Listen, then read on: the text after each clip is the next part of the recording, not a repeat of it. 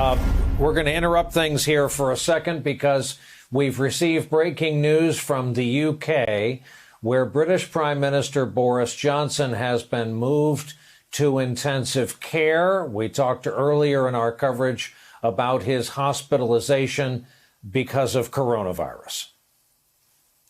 And joining us now from London once again is NBC News chief global correspondent Bill Neely. Bill, we were just on a couple minutes ago, and as of then, we were wondering what sort of tests that Boris Johnson was getting. Now he's in the ICU. What is 10 Downing saying?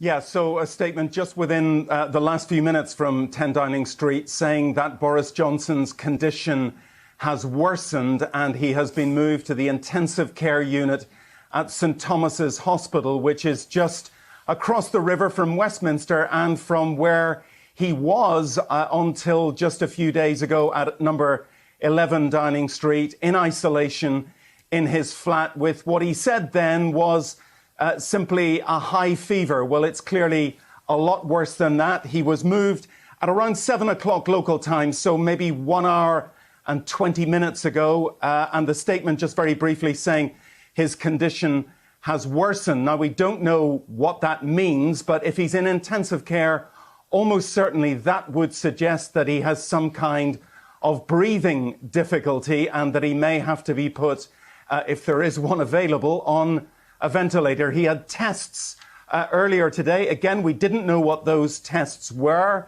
but medical experts and sources here have suggested that they would be tests for things like a blood test, a test for any other infection, and of course, testing his heart and his lungs. But a pretty serious development, and the Foreign Secretary Dominic Raab, who is effectively his deputy, is now the person who will take charge of all government business. And if Mr. Johnson is in intensive care now, usually patients stay in ICUs in the UK for around 7 days, if not more. So I don't think we will see Mr. Johnson again taking charge, as it were, of government business for some time to come. Now, he's got no underlying health conditions.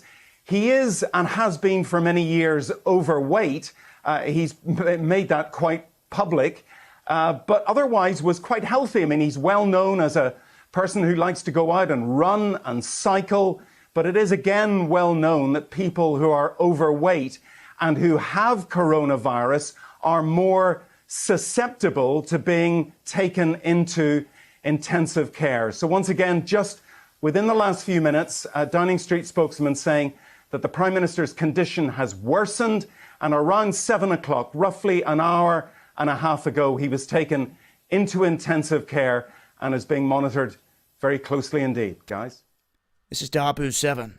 We've got a lot of strange things happening right now around the globe, not just in this country, but if you take a step back and you look at what's happening, it's obvious to see that the leadership here around the world seems to be in bed together, pushing a global ideology where every single country is coming out making the same moves, and they're doing things that don't make sense in terms of trying to stop a so-called outbreak of something.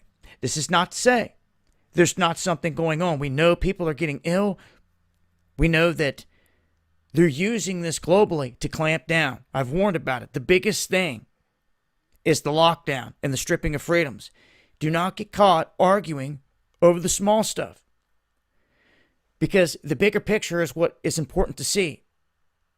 When they come through and they tell you social distancing is needed, and they put tape on the floor, and everyone's staying 6 foot apart, they're implementing their plan. But when they come in and they say, all right, we're going to take it a step further. We're going to let you see everything down this aisle, but you can't buy it. That's right, we're going to let you in the store where you can still cough and spread your germs or whatever else, but we're not going to let you go down select aisles to buy non-essential goods. And in some states, those non-essential goods are seeds, are clothes. This is more than stopping an outbreak. I know most of you are starting to see it. It's here. This is what we call big beta, and you better hope it's a beta run, because if it's the one, well, you got a lot of things to get done rather quickly. And if Bill Gates and his buddies have it their way before your life ever gets back on track, they expect everyone to have a certificate that you have the antibodies or you've been vaccinated before you can get back to normal life as you ever knew it before. There's so much connected to this. But when they break down everyday parts of life and they stop you from doing the essential things like surviving, putting clothing on your back, and growing food in your own garden, there's problems. If you can't see it, you need to look deep within. It was just last week that I was discussing on the live stream that people were sending information my way talking about how certain things were going to happen before life ever got back to normal. And they were talking in terms of essential workers, and that anyone that was going to be deemed an essential worker was going to have to be vaccinated. Now, all of a sudden, within the days after that, we see reports coming out left and right giving credence to this.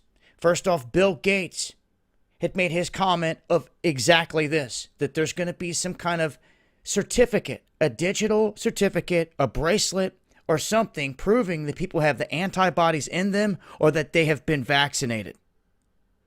Ladies and gentlemen, I'm here to tell you, this is one of the biggest global schemes you've ever seen, you're ever going to live through. You're talking about a man in Bill Gates that stated on record that we need depopulation and that we need it through vaccine. And yet this is the exact same man that's running to the rescue here, spending billions to serve you up a vaccine. And in the same process, there's going to be a certificate.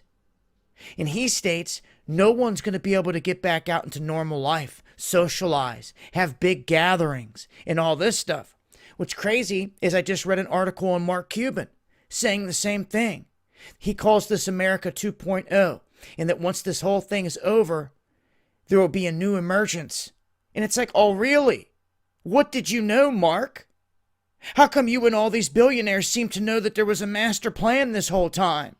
And your comments are proving it. So, America, wake up. Quit getting buffaloed here. When they want to sit here and say that immunity certificates are coming, you got to see the writing on the wall here. Special passports to get back to a normal life that you know everybody wants?